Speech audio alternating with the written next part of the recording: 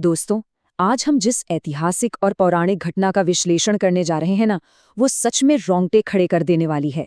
ये एक ऐसी कहानी है जहां असीमित शक्ति का सामना परम क्षमा से होता है, जहां भौतिक विज्ञान के सारे नियम अटूट आस्था के सामने पूरी तरह से घुटने टेक देते हैं।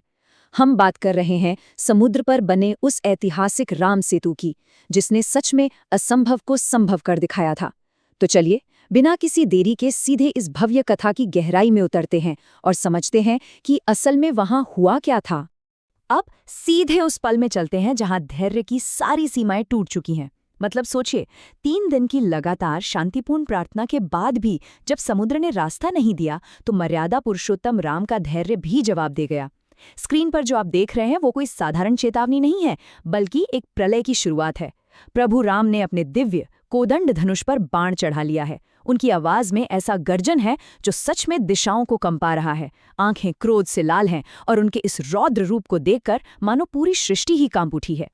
और इस अकल्पनीय क्रोध का असर क्या हुआ? बाण के संधान मात्र से ही आसमान पर काले बादल छा गए। और पता है सबसे भयानक क्या था? समुद्र का वो अथाह ठंडा पानी अचानक भयंकर रूप से खौलने लगा, उबलकर भाप बनने लगा। गहराई में छिपे बड़े बड़े मगरमच्छ, व्हेल और जितने भी विशालकाय समुद्री जीव थे, वो अपनी जान बचाने के लिए तड़पते हुए सतह पर आ गए। ये कोई आम मानवीय गुस्सा नहीं था।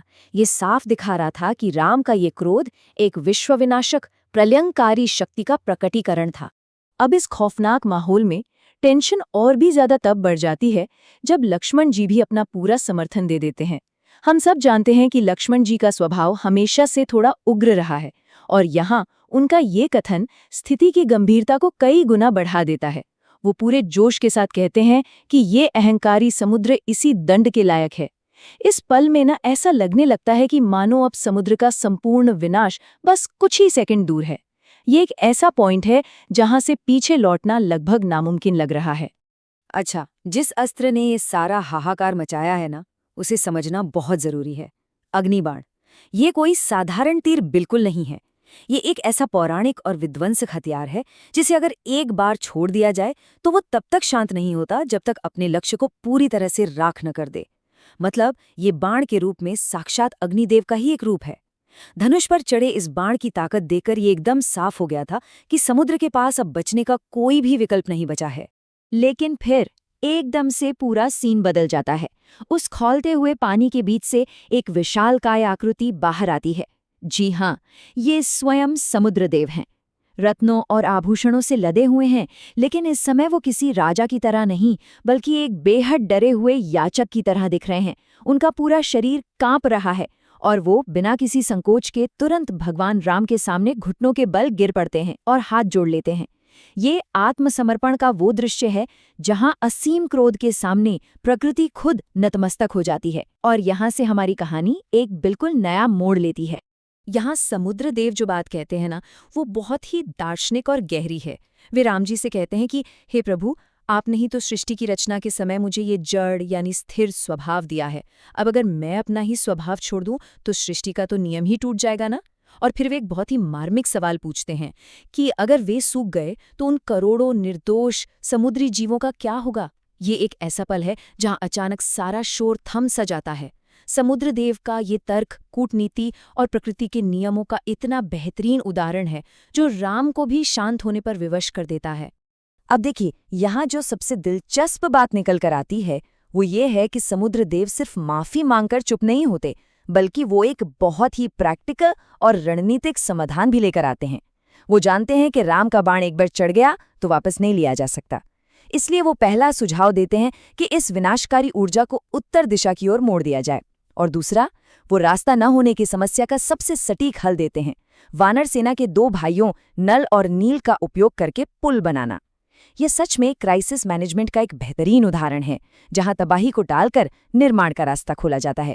समुद्रदेव का सुझाव मानकर प्रभु राम अपना वो अचूक बाण उत्तर दिशा के ध्रुमकुल्य नामक स्थान की तरफ छोड़ देते हैं, और बाण के गिरते ही वहां क्या होता है, वहां का सारा पानी एक ही झटके में भाप बन जाता है और वो पूरा का पूरा क्षेत्र एक विशाल सूखे मरुस्थल में बदल जाता है। ये घटना इस बाण की असली ताकत का सबसे बड़ा सबूत है।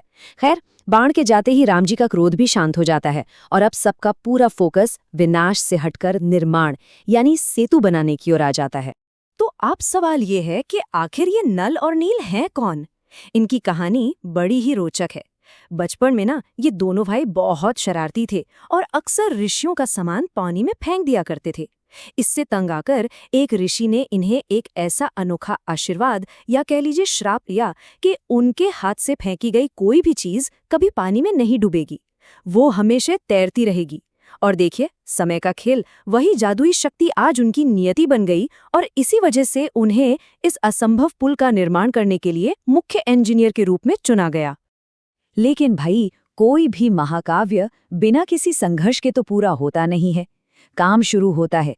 पूरी वानर सेना बड़े जोश और उत्साह से भारी भारी चट्टानें और बड़े बड़े पर्वत उखाड़ कर लाती है। लेकिन यहाँ एक नई और भयानक समस्या खड़ी हो जाती है। नल और नील के उस वरदान के बावजूद जैसे ही वो विशाल चट्टानें समुद्र के उफनते पानी में डाली जाती हैं, वो तुरंत डूब जाती हैं। लहरों का वेग इतना तेज है कि पत्थर टिक ही नहीं पा रहे हैं। नल और नील भी गहरी चिंता में पड़ जाते हैं, मानो पूरी की पूरी योजना ही फेल होती नजर आ रही हो। तो यहाँ ना जो सबसे अहम बात समझने वाली है वो ये है कि जब सारी तकनीक और ज्ञान हार मान लेता है, तब काम आती है आस्था और बुद्धि। और यहीं पर एंट्री होती है संकट मोचन हनुमान जी की। उनके चेहरे पर एक शांत सी मुस्कान है। वो चिंता में डूबे नल नील के पास आते हैं और उन्हें एक बहुत ही सरल लेकिन दिव्य रणनीति समझाते हैं। हनुमान जी कहते हैं, बस एक भारी पत्थर लो, उस पर ब्रह्मांड के स्वामी यानी भगवान राम का नाम लिखो और फिर उसे समुद्र को सौंप दो। सुनने में ये जितना आसान लग रहा है ना, असल में ये उतना ही रहस्यमय भी है। और हनुमान जी सिर्फ आइडिया नहीं देते, वो इसे खुद साबित करके दिखाते हैं। वो एक भारी चट्टान उठाते हैं और बिना किसी औजार के बस अपने नाखूनों से उस खुरदुरे पत्थर पर बड़े बड़े अक्षरों में राम उकेर देते हैं। और जैसे ही वो नाम पूरा होता है, एक बिल्कुल अकल्पनीय दृश्य देखने को मिलता है। उस पत्थर के अक्षरों से एक बेहद चमकदार सुनहरी रोशनी फूटने लगती है। वो साधारण सा पत्थर अब एक दैवीय ऊर्जा का केंद्र बन चुका है। आसपास खड़ी पूरी वानर सेना एकदम स्तब्ध होकर इस चमत्कार को देख रही है। और ये पलना विज्ञान और आस्था के बीच के सबसे बड़े द्वंद्व को बहुत ही शानदार तरीके से हमारे सामने रखता है।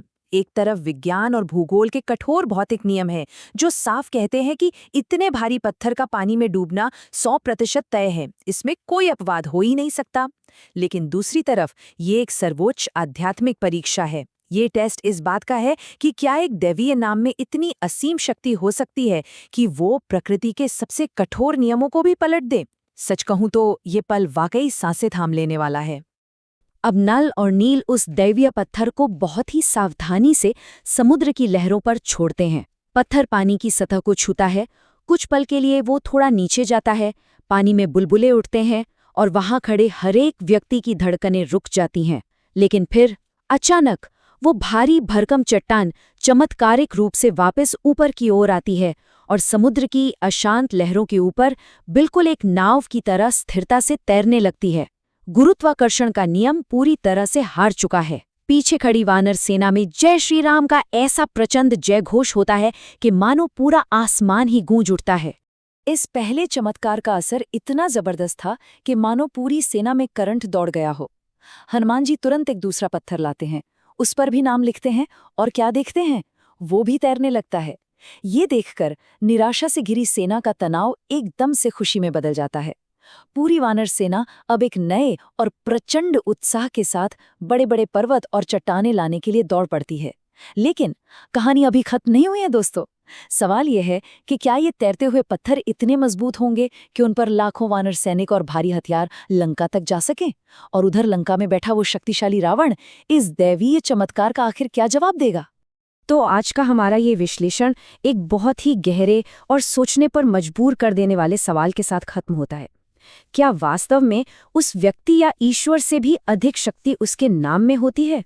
जरा सोचिए, भौतिक रूप से प्रभु राम वहीं तट पर खड़े थे, लेकिन जो काम वे स्वयं नहीं कर रहे थे वो उनके नाम ने कर दिखाया। ये आस्था की उस चरम शक्ति को दर्शाता है जो किसी भी असंभव को हकीकत में बदल सकती है। इस दार्शनिक विचार पर आप भी गहराई से सोचिएगा, क्योंकि ये ऐतिहासिक घटना ज्ञान और आस्था के ऐसे ही न जाने कितने रहस्यों को आज भी अपने अंदर समेटे हुए है।